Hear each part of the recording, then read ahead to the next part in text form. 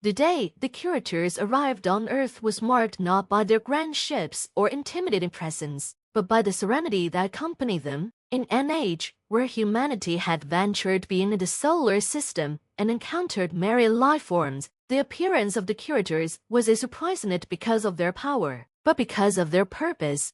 The Curators were ancient beings, older than any species humanity had ever encountered. They appeared like tall, ethereal figures clad in robes of starlight, their skin glowing faintly with the knowledge of galaxies long past. They had no need for weapons or domination. Their strength lay in their wisdom, accumulated over millennia as they wandered the stars, preserving knowledge, guiding civilizations, and preventing the mistakes of the past. They came to Earth with a simple proposition. Humanity had reached a crossroads. It had achieved interstellar travel, colonized distant planets, and stood on the precipice of either a golden age or a cataclysmic downfall. The Curators offered to guide them, to teach them the ways of ancient civilizations, and to show them paths long forgotten by the stars, but the decision to accept their offer would be left to a select few. On that fateful day, those individuals were chosen not by the Curators themselves, but by the wisdom of their ancestors. Chapter 2. The First Curator. Maria Velasquez was the first human chosen, a professor of xenohistory. She had spent decades studying the remnants of ancient alien civilizations. Her eyes, often bloodshot from late nights spent poring over alien manuscripts, now widened in disbelief as the Curator stood before her. He was calm, his voice resonating like the hum of distant stars.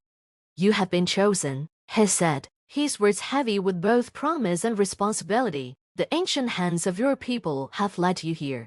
Maria was not sure what that meant, but as he extended his hand, she felt something stir inside her. A knowledge long buried deep within her genetic memory began to unfurl like an ancient scroll. She saw glimpses of her ancestors, the great explorers of Earth, the pioneers who had braved the void of space, and the countless others who had shaped human history. All their wisdom, all their courage, flowed through her in that moment.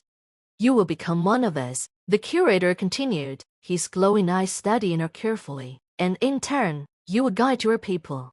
Chapter 3. The Voices of the Ancients. The second chosen was James O'Reilly, a hardened soldier who had seen more battles than he cared to remember. His hands, calloused from years of holding a rifle, now trembled as he stood before the Curator. Unlike Maria, James had no deep connection to the past, at least, not in the way of scholars or historians. His life had been shaped by conflict, by survival. Yet when the Curator spoke to him, James felt something stir in his blood. "The wisdom of warriors flows through you," the Curator said softly. "The ancient hands that wielded swords, spears, and rifles have called to you. You are the protector." James didn't understand at first, but as the Curator extended his hand, the soldier's mind was flooded with images of his ancestors' knights of old, the generals who had led men into battle, the soldiers who had fought for freedom across centuries. Their courage, their sacrifice, their strength flowed into him like a river of ancient knowledge. He stood taller, straighter, as if the weight of their legacy now rested on his shoulders. "You will guide your people through the fires to come," the Curator said, his voice both a promise and a warning. Chapter 4. Led by ancient hands. As more humans were chosen, each felt the same connection to their past, the same stirring of ancient knowledge within their veins. Scientists, engineers, artists, philosophers, all of them had a role to play in shaping the future of humanity, guided by the wisdom of their ancestors. The Curators were not merely teachers, they were vessels of ancient knowledge, passed down from civilization to civilization, but their purpose was not to impose their will on others. They merely offered guidance, tools with which to navigate the challenges of an uncertain future.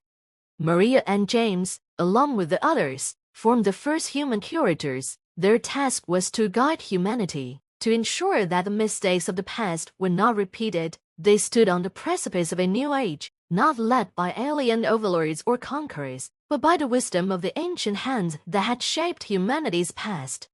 As they looked to the stars, they knew that their journey had only just begun. For the Curators had seen many civilizations rise and fall, and they knew that the future was never set in stone. It would be the choices made by humanity. The choices of the chosen thought would determine whether they would ascend to greatness or fade into the annals of history like so many before them. But this time, they would not be alone. The Curators, with all their ancient wisdom, were by their side. It had been 6 months since Maria Velasquez and James O'Reilly, along with the others, had accepted the mantle of Curators. Earth had changed. There were no grand proclamations or overt shifts in leadership. The world still turned, and life carried on, but there was a growing sense of purpose, a subtle, yet profound, shift in how humanity viewed itself.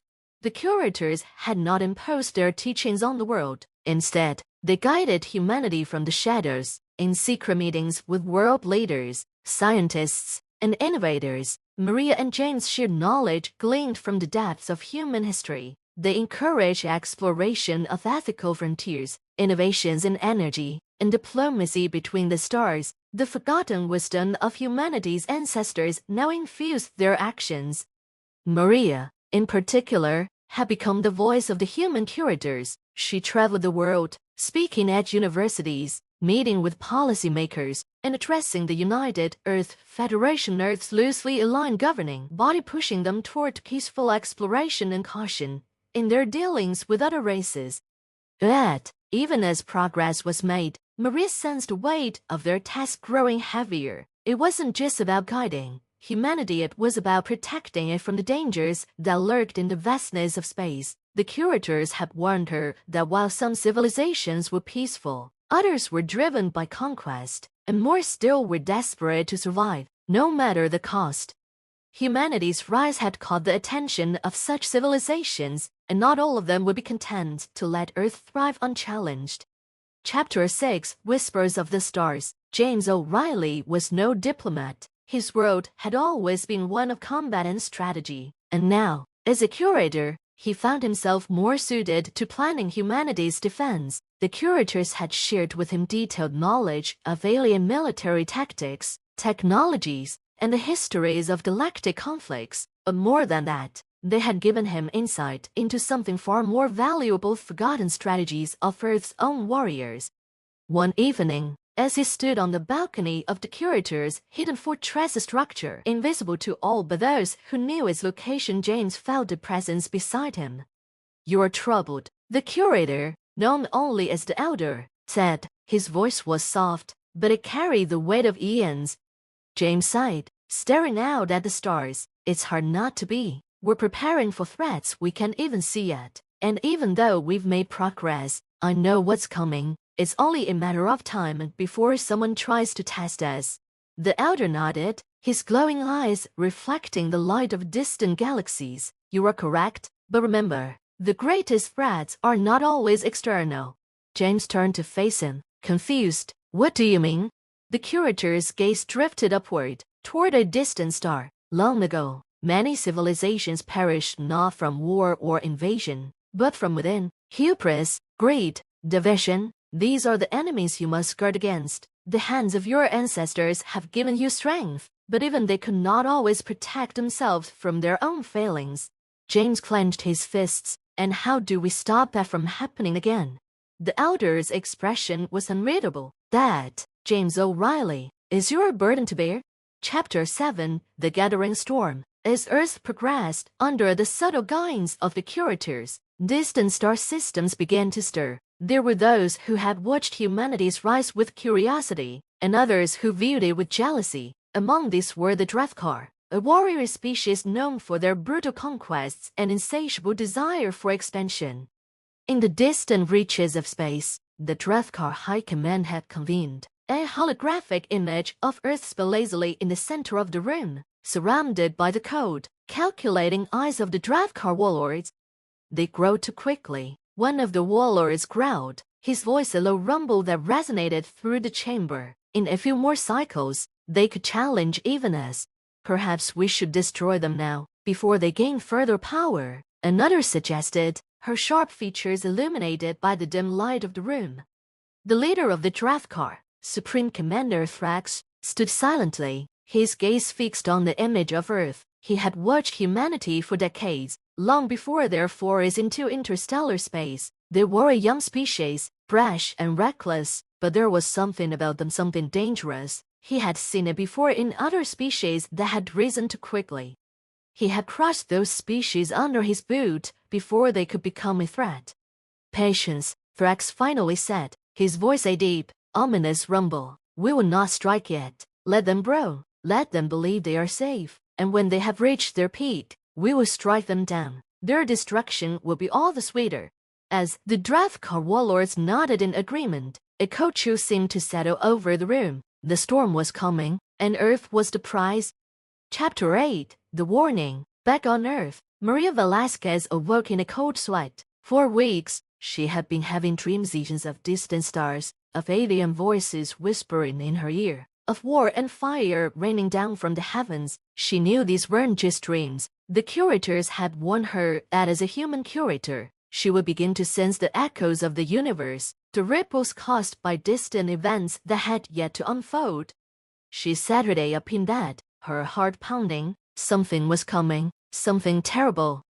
The Curators had shared knowledge with her, knowledge of long-forgotten wars, of civilizations wiped from existence, of ancient alliances and betrayals, and now, she realized, the warning signs were all around them. Humanity was at risk, not just from external forces, but from within.